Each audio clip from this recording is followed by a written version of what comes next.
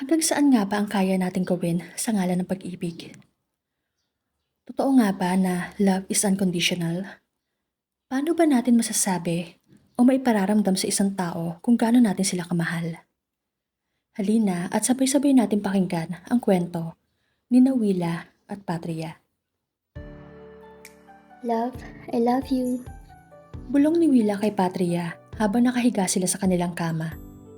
Gawain na talaga ito ni Wila tuwing umaga simula na magsama na sila sa iisang bubong ni Patria. Pareho silang lipstick lesbian at madalas mapagkamalan na magkapatid. Maganda si Wila, may lahi kasi itong Bombay. Si Patria naman ay purong Pilipino pero malakas din ang apil. Pareho sila nagtatrabaho sa isang malaking kumpanya sa Laguna. Doon din sila nagkakilala. Kiss mo ako, love. Paglalambing ni Wila kay Patria. Hinalikan naman agad siya ni Patria at niyakap ng mahigpit.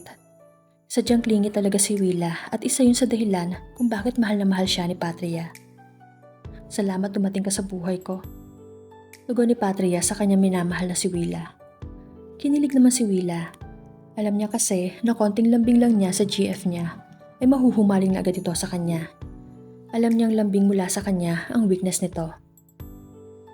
Sino mas mahal mo? Ako o si ex mo? Tanong ni Wila kay Patria. Napatingin si Patria sa nobya. Ano ba namang tanong yan? Alam ni Wila na hindi ito kaya sagutin ng kanyang nobya. Alam niya kasi na si ex ang greatest love nitong si Patria. Alam ni Wila lahat ng tungkol sa greatest love ng kanyang nobya. Natuto na lang din siyang tanggapin ito dahil para sa kanya ang mahalaga ay yung ngayon. Yung siya na ang kasama ngayon. Siya na ang minamahal ngayon. Ika nga ni Wila, panalo pa rin siya dahil siya ang katabi ngayon sa kama.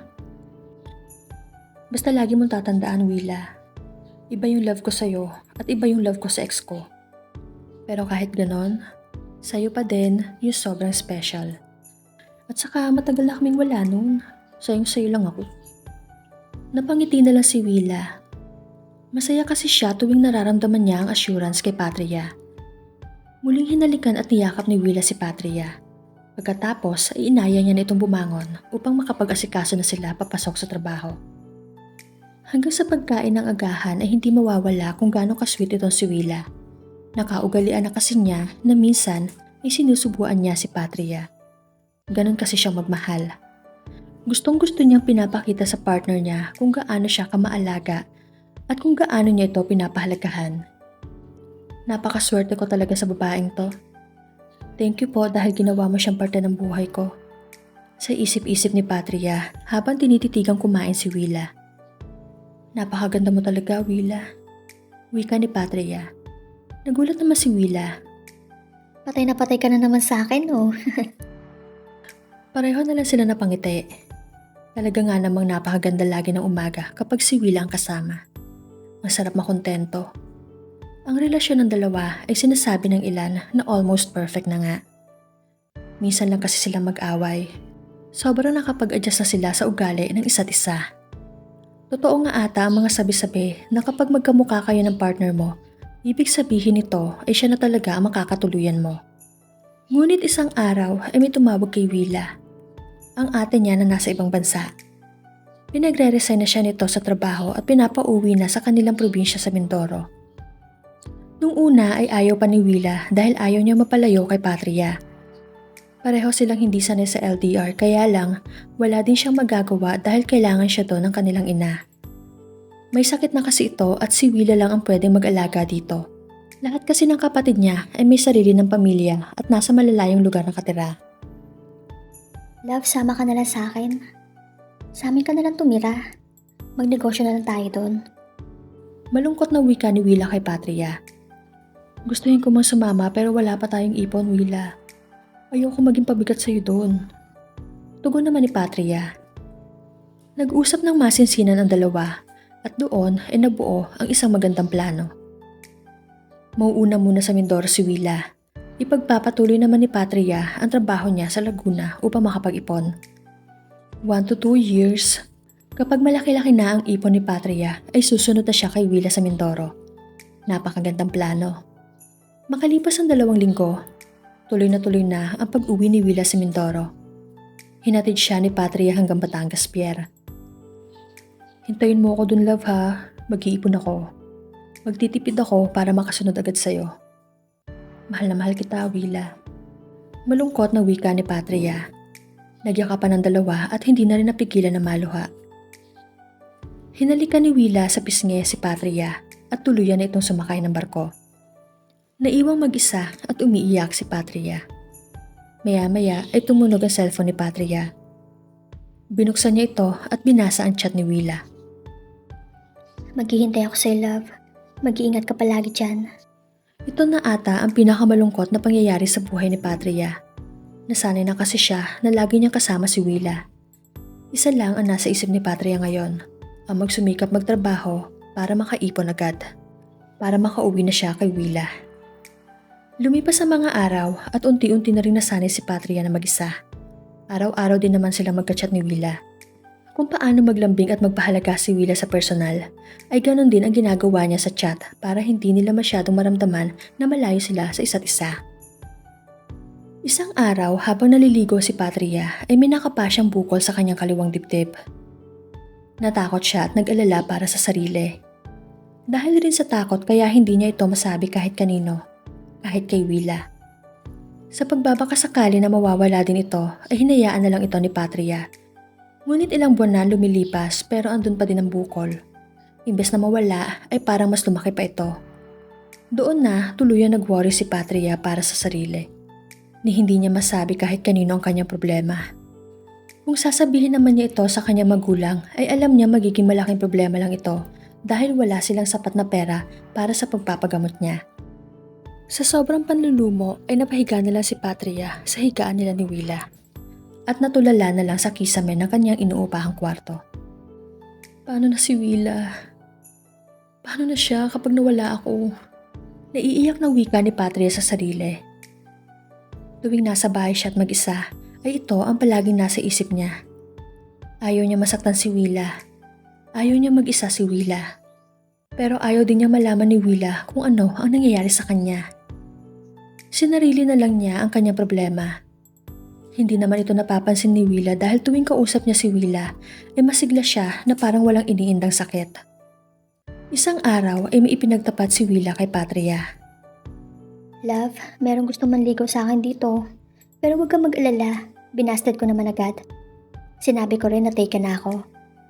Doon, biglang nagkaroon ng idea si Patria. Bigla na lang niya naisip na makipaghiwalay kay Willa para mabaling na ang atensyon nito sa manliligaw nitong lalaki. Sa ganoong paraan kasi, posibleng mawala na yung love ni Willa sa kanya. Hindi na siya masyado mag-worry kung mawala man siya sa mundo. Love, ano sinasabi mo dyan? Ba't bigla-bigla ka na lang nakikipaghiwalay? Wala naman akong ginagawang mali dito ah. Love naman. Naguguluhan tanong ni Willa. Ayaw ko na, Willa. Hindi ko na kaya to. Hindi ko alam kung makakapag-ipon pa ako. Sobrang hirap ng buhay ko dito sa Laguna. Pagsisinungaling ni Patria.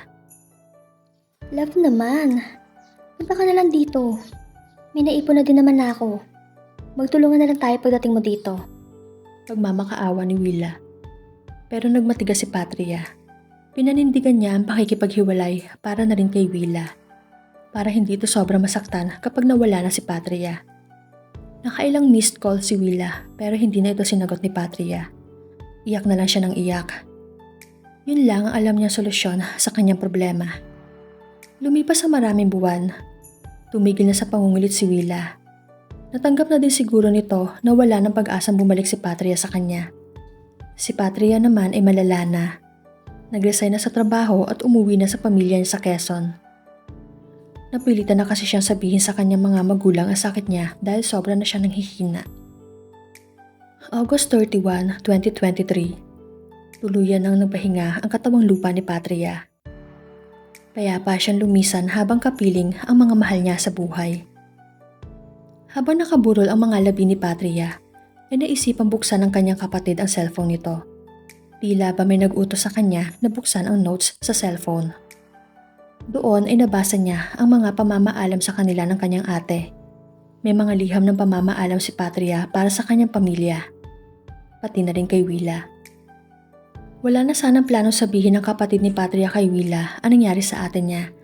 Pero nang mabasa niya ang mensahe ni Patria para kay Willa, ay napagdesisyonan niyang ipaalam ito sa ex ng kanyang ate. Nang malaman ni Willa ang nangyari ay agad ito nagpaalam sa kanyang ina. Agad-agad ay pumunta siya sa Quezon. Halos mahimatay siya kakaiyak nang makita niyang nakahiga na sa kabaong si Patria. Lubos-lubos ang pagsisisi na naramdaman ni Willa dahil wala siya sa tabi ni Patria nung mga panahong naghihirap ito sa kanyang sakit.